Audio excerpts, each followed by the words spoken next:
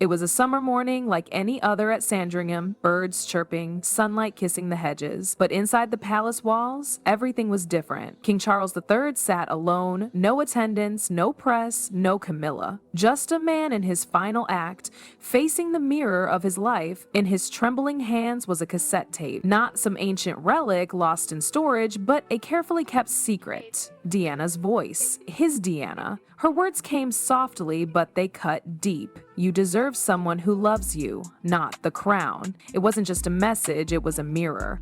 And Charles didn't like what he saw in the reflection. For years, he'd chased the illusion of love and power, convinced they could coexist under one roof, convinced that Camilla could offer both. But now, sitting in silence with that cassette whirring, he knew.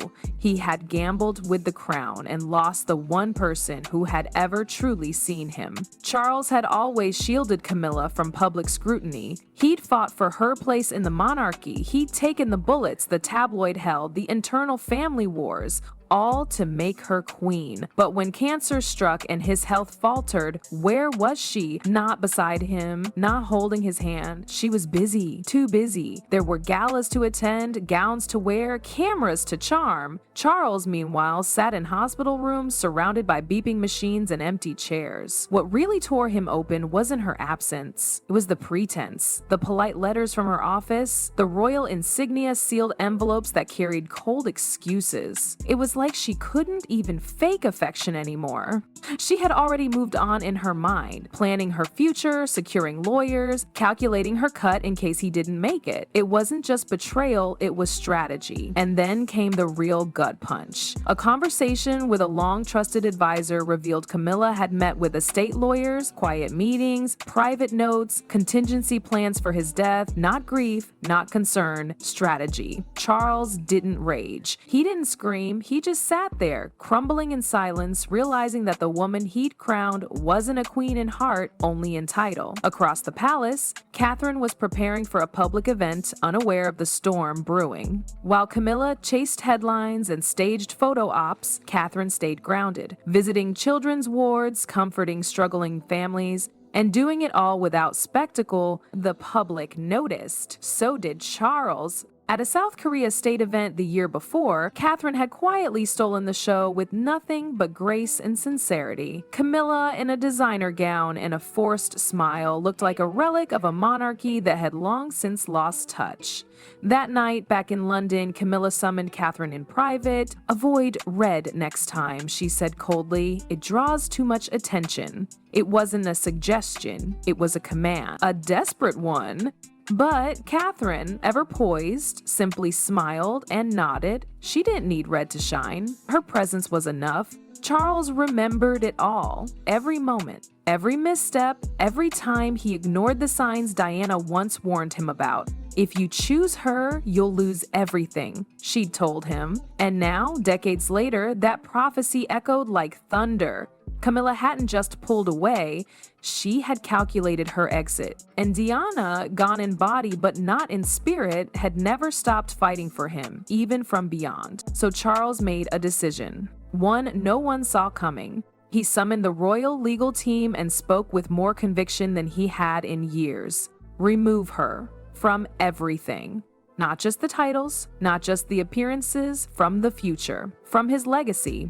Camilla would get nothing, not from his will, not from his name, not from his heart. The official paperwork moved fast, but the palace moved slower. Whispers filled the corridors of Buckingham like a cold draft, curling around doorways and spreading from aid to aid. No one said it out loud, but everyone knew Camilla's reign was cracking. Some of her closest staff began packing in silence. Her phone, once buzzing non-stop with calls from powerful allies, fell quiet. Even the press began to shift their lens, now pointing it towards Catherine with phrases like "the true heart of the monarchy" showing up in headlines. Camilla wasn't oblivious. She could feel it. The change, the chill in how people greeted her, the subtle way meetings were rescheduled or bypassed.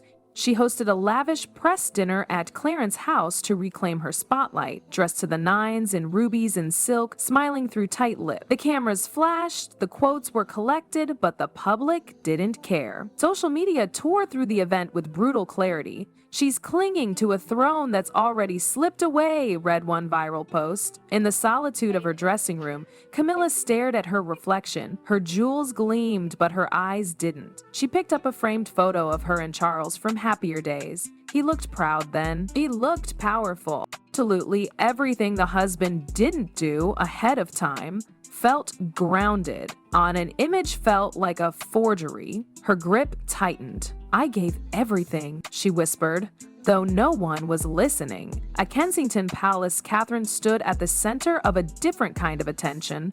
Unlike Camilla, she didn't need to perform. Every move she made felt grounded. Every appearance felt earned. When she visited a youth center in Manchester, no bodyguards pushed back the crowd. She walked among them, hugged children, laughed with struggling mothers, sat down with volunteers and asked them what they needed. And when the press captured it all, it didn't feel orchestrated. It felt real. William watched her closely. He knew what this shift meant. The monarchy had always needed a face the people could trust, and now, more than ever, it was hers. "Are you ready for this?" he asked her one evening, sitting across from her in their quiet living room. Catherine took a long breath, then met his gaze. "No," she admitted, "but I'll still do it." Back at Sandringham, Charles was fading, his body weaker, his steps slower, but his mind sharp as ever. He spent hours in the study going over legal papers, making sure there were no loopholes left behind. The new will was clear. Camilla would receive nothing. Not the estate, not the titles, not the charitable roles. Everything would go through William and Catherine. More than wealth, it was a statement, a correction, a final act of clarity. He also insisted on one more addition, something that hadn't existed before: the Diana Legacy Fund. Not just a name, but a mission. Programs to uplift struggling families, support mental health, and shelter children in need. He wanted it carved into law that this fund would live on, untouched, eternal, protected from royal politics. "This," he told his lawyer, "is how I bring her back." When Catherine learned about the fund, she didn't speak for a long moment. Then she smiled. Not for the cameras, not for the crown, just a quiet, genuine smile. "We'll make sure it's more than a name," she said. "We'll make sure it changes lives."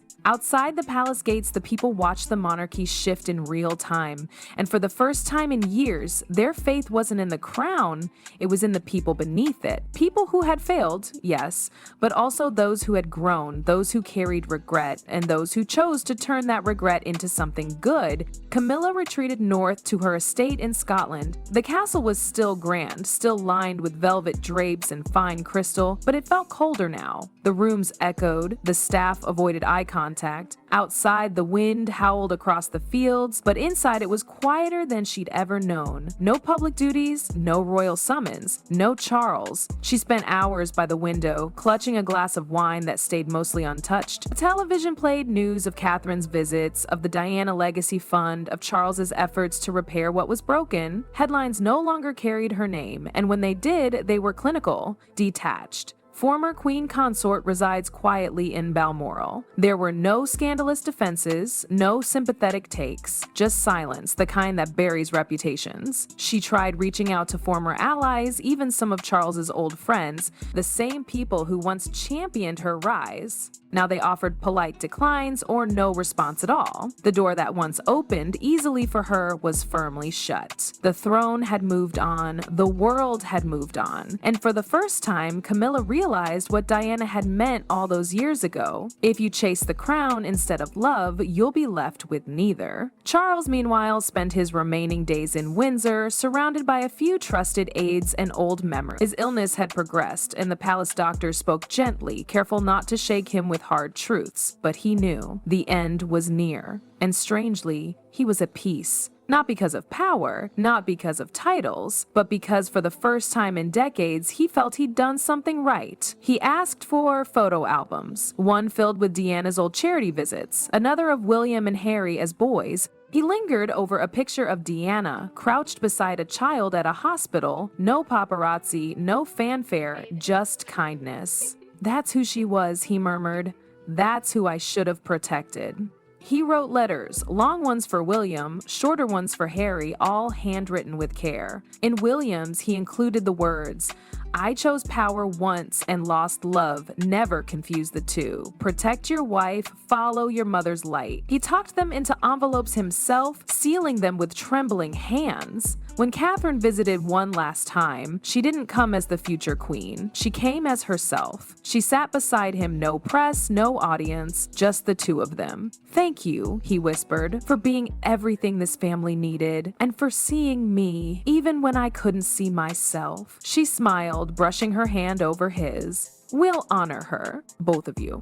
On a warm July afternoon, the bells of Windsor tolled. The flags flew at half-mast. King Charles III had passed away peacefully in his sleep. The nation entered mourning, but this time the grief was different.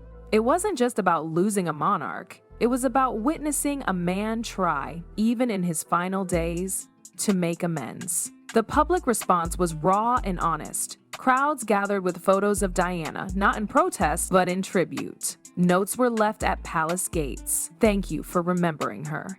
You found your way after all." The leaked tape, those final, trembling words Charles had once spoken, resurfaced across every news channel. "I lost my family, she lost her kingdom." And in a sunlit courtyard of Kensington Palace, Catherine stood with William, their children by their side, as the Diana Legacy Fund was formally launched.